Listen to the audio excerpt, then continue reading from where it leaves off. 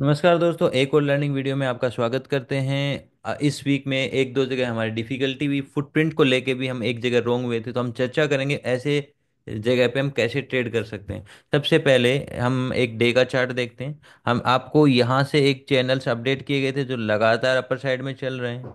अभी इसके ये एरिया और ये एरिया टारगेट होने वाले हैं। अभी स्टिल ये एरिया एक बैरियर फेस कर रहा है, जिसकी वजह से मार्केट स्टिल पॉज में खड़ा है और ऊपर जाने की संभावना है। पोज में 2-3 दिन मार्केट रुक चुका। इन्हीं 2-3 दिन में हमें थोड़ी डिफिकल्टी आई है, जिसमें हम बात करते हैं कि उसको कैसे सोल्व किया जा सकता था। इसमें एक यहाँ के दिन को डाउन साइड के लिए प्रिडिक्ट किया गया था, बट वो अपर साइड का हुआ था।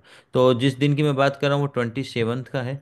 और अगर हम उसको फ्री फ्लो के हिसाब से समझते हैं तो ये वाला दिन। अच्छा, अब हमें ट्रेड के लिए समझना, पहले हम दो चीज़ें समझेंगे। एक तो होता है टाइम वाइज रिट्रेसमेंट और एक होता है प्राइस वाइज रिट्रेसमेंट। अगर ये आता है तो आपका नुकसान नहीं जाएगा। टाइम वाइज रिट्रेसमेंट, एक होता है प्राइस वाइज रिट्रेसमेंट। अब ये दोनों होता क्या है? एक मार्केट ऊपर की साइड आया, काफ़ी ऊपर आया, और मार्केट ऊपर के ही एरिया में ऐसे रेस्ट कर रहा है, बिल्कुल टॉप के साथ लगा हुआ। तो इस रेस्ट को बोला जाता है टाइम वाइज रेस्ट। ठीक है। अगर मार्केट ऐसे ही ऊपर की साइड में आया, मार्केट ऐसे करके ऐसे यहाँ पे रेस्ट कर रहा है, ये एरिया फ्री है, इसको बोला जाता है प्राइस वाइज रेस्ट। जैसे ये ऊपर आया, ये भी काफ़ी ऊपर आया है, ये भी काफ़ी ऊपर आया है। तो हमें इस चीज़ का ध्यान, बहुत छोटी छोटी पहलू होते हैं मार्केट में ट्रेडिंग क्लियर करने के लिए। अगर मार्केट का डायरेक्शन हम कहीं ना कहीं रोंग डाउन साइड का लेके बैठे हैं, तो कभी भी टाइम वाइज रिट्रेसमेंट में डाउन साइड ट्रेड नहीं करते। प्राइस वाइज रिट्रेसमेंट में भी डाउन ट्रेड तब करते हैं जब ऊपर का ट्रेप मिलता है नीचे का रेस्ट करने के बाद, ऊपर के एंगल से, तब किया जाता है। अब मैं इस दिन की बात करता हूँ। इस दिन का ट्रेवल डाउन साइड के लिए दिया गया और ये भी बोला गया कि मार्केट चेजिंग में नीचे जा सकता है। तो आपको ये डायरेक्शन दिया गया था यहाँ के टाइम वाइज रिट्रेसमेंट को देखते हुए। तो आपका अब पहला मूव ऊपर जाने देना होता है, कोई दिक्कत नहीं। उसके बाद में मौका मिलता है। अब ये मौका ऊपर जाने का मोर देन 30% अगर क्रॉस कर गया तो सावधान हो जाओ। फुटप्रिंट हम देख के अप्लाई करते हैं, नीचे हम चेजिंग में देख रहे हैं। और अगर ये मोर देन 30% ऊपर निकल गया है तो आपका फुटप्रिंट ये एप्लीकेबल नहीं होगा। अभी आपको ड्यूरिंग द डे नया फुटप्रिंट बनाना पड़ेगा। तो मार्केट ऊपर गया, आप देख रहे हो यहाँ रेस्ट कर रहा, रेस्ट कर रहा, जस्ट एक ट्रिप गया फिर ऊपर चला गया। फिर देख रहे हो मार्केट रेस्ट कर रहा, रेस्ट कर रहा, पूरा दिन मार्केट रेस्ट कर रहा है। और जब मार्केट रेस्ट कर रहा है इन सारी चीज़ों में, एक बार ये ड्राइंग मिटा देता हूँ, तो आपको देखना क्या होगा? आपको देखना होगा यहाँ पे रेस्ट में क्या ये टॉप को छोड़ पा रहा है? नहीं। क्या ये टॉप को छोड़ पा रहा है? नहीं। यहाँ पे इसने थोड़ा सा छोड़ा है। तो आपको देखना होता है कि आप एक बॉक्स बनाओ ऐसे, ऐसे। इसके नीचे अगर मार्केट का ठहराव हो जाएगा तो हम प्राइस वाइज मानेंगे। मान लो कि ये जो एरिया है ना, ये बॉक्स, इसके नीचे ठहराव नहीं हुआ, फिर मार्केट का ये बॉक्स के नीचे का ठहराव हो जाए तो नहीं। और ऐसे देखते देखते देखते देखते हमारा पूरा मार्केट निकल जाता, स्टिल हमें डाउन साइड की अपॉर्चुनिटी नहीं मिल पाती। तो मुझे कोई इस तरह की स्लेंट लाइन होती है हमारी ऐसी, ये स्लेंट लाइन चाहिए, और मार्केट बना रहा ऐसी लाइन। तो इस तरह से हम डाउन साइड की ट्रेड डायरेक्टली नहीं लेते जब बड़ा मूव एक तरफा आ जाता है, क्योंकि सीधा पहले मूव में ट्रेड करता हूँ वो तो F15 की ट्रेड होती है, डायरेक्टली नहीं ली जाती जो। लेकिन मैं जो आपको फुटप्रिंट देता हूँ उसमें मार्केट को मैं कह रहा हूँ पोज टू बेरिश है। तो मुझे क्या चाहिए? मुझे एक अप मूव चाहिए, लेकिन इतना बड़ा नहीं कि पिछले वाली मूव को तोड़ के वो मोर देन 30% चला गया। तो फिर हमें नया फुटप्रिंट बनाना पड़ेगा। तो आ रही डिफिकल्टी में समझ बहुत जरूरी है। आप अगर 90% राइट होते हो तो 10% आप रोंग भी हो सकते हो।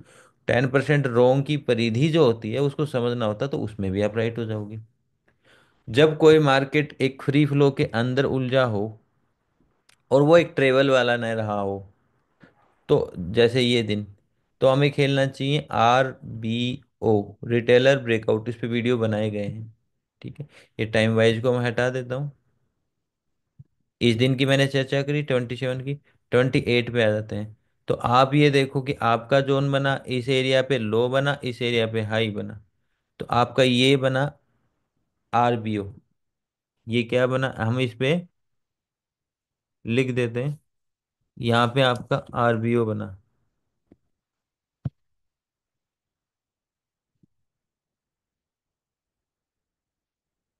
एक आरबीओ आपका बना यहाँ पे, और एक आरबीओ आपका बना यहाँ पे। तो आप क्या खेलोगे, आरबीओ टू आरबीओ। और एक आपका लास्ट सरफेस यहाँ बना, मैं लिख देता हूँ इसमें भी।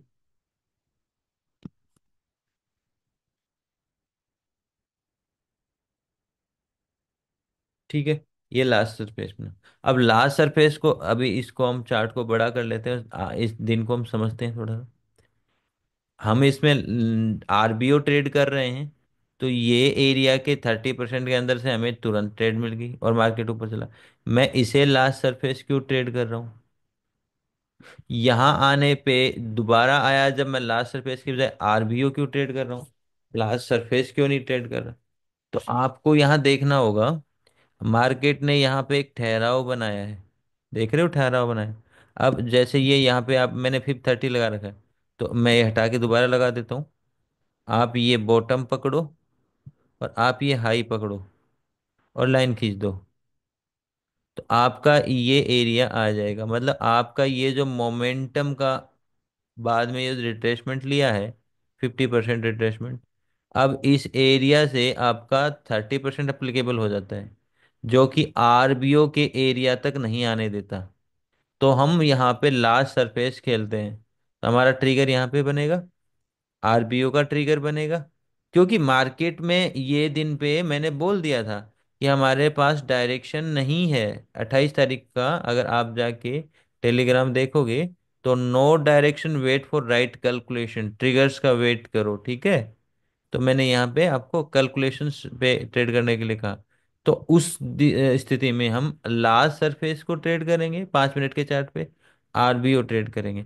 मार्केट अगेन इस लेवल को तोड़ा, और इधर से आप देखोगे तो ये एरिया एक पोज बनाया है, जैसे कि ये एरिया पोज बनाया है। तो अब भी आप यहाँ पे 30% अप्लाई कर सकते हो। जैसे आपने ये पॉइंट पकड़ा और ये पॉइंट पकड़ा, ये पॉइंट, और आप इस लाइन को आगे खींच जाओ। तो आपको क्या देखने को मिलता है, आप यहाँ इस 30% से एक आरबीओ को प्ले कर रहे हो, और आपका पूरा मोमेंटम अपर साइड का आता है। क्लियर है। अब मैं यहाँ पे कैसे 30% लगाऊं, यहाँ आरबीओ है, यहाँ पे मेरा कोई ठहराव नहीं, एक ये ठहराव है। अगर मैं इसको नीचे से लूंगा तो फिर वो लेवल आ जाएंगे। जैसे मेरे पास इसमें 30% निकालने का कोई एरिया नहीं है, यही एक होल्ड है, तो मैं यहाँ से निकालूंगा। तो मैं अगर अभी निकाल रहा हूँ ये एरिया,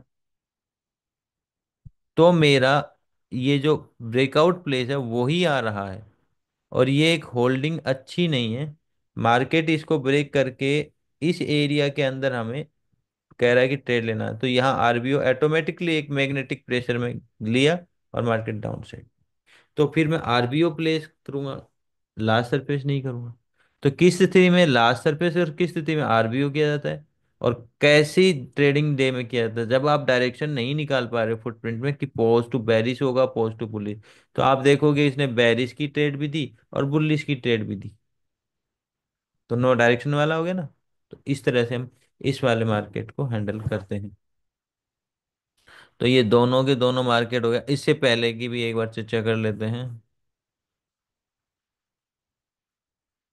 अभी हम अगर ये देखें, पीछे भी एक दिन का मार्केट ऐसा था जहां डे इंश्योरेंस है।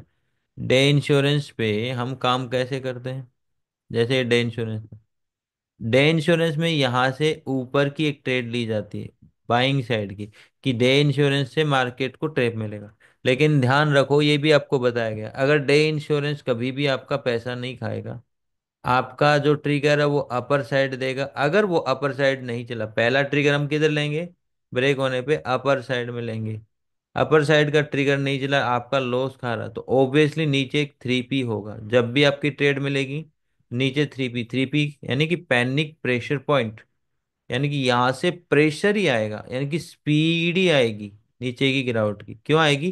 क्योंकि अब ये ट्रेप बन गया, न कि ट्रेवल, जो कि एक डे इंश्योरेंस से बहुत, मतलब आपने देखा है कि day insurance most of the time आपको राइट यही डायरेक्शन दे देती है।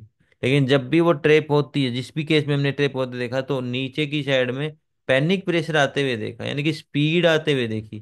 तो आप यहाँ पे एक्सपायरी का डे है तो गामा प्ले कर सकते हो, 20 रुपए का प्रीमियम 200 रुपये कर देगा। ये इम्पेक्ट होता है। और इस वजह से भी मार्केट का नेक्स्ट डायरेक्शन डाउन साइड देखा जाता है, और ये वाला एंगल। लेकिन मार्केट ने एक बड़ी उछाल देके अपने रेस्ट को कंप्लीट करा बताया, क्योंकि मार्केट में अब जो ये लो बन गए हैं, ये फाइनल बन गए। अब मार्केट के ऊपरी एरिया, इस एरिया के ठहराव के साथ मार्केट नेक्स्ट पड़ाव की तरफ बढ़ सकता है। तो ये रहेगा आज का हमारा, मतलब आगे के लिए भी हमें ये ध्यान रखना है। और जब भी फुटप्रिंट दिया जाता है तो हमेशा बॉटम बाय करी जाती है या टॉप सेल किया जाता है। मान लो आपको इस मार्केट में सेल ही करना है, तो मुझे टॉप सेल करना है। तो ये मार्केट अभी तक तो ये रिट्रेसमेंट नहीं दिया, ये दिया, अब अचानक ये तोड़ा, तो मैं इधर भी सेल करूंगा, तो मार्केट मेरे को पैसा तो बहुत कम देगा, बहुत बहुत एक सेलर को दे देगा। तो हमें समझ जाना है कि टाइम वाइज है, तो हम इस ट्रेड से एक प्रॉफिट निकाल भी सकते हैं, लेकिन वो प्रॉफिट ना के बराबर, क्योंकि मार्केट में न तो यहाँ बाइंग का पैसा है, कॉल का चार्ट उठा के देखोगे ना तो कॉल पे भी पैसा नहीं है। ये पैसे के अलावा मार्केट में कहीं पैसा नहीं है, सिर्फ और सिर्फ उलझन है। तो आपको उससे बचना होता है। ठीक है। तो वीडियो कमेंट करके जरूर बताएं कैसा लगे, और किस टॉपिक पे वीडियो बनाऊं ये भी आप कमेंट कर। कमेंट बहुत कम आ रहे हैं तो वीडियो बनाने का मन कम रहता है फिर। धन्यवाद दोस्तों।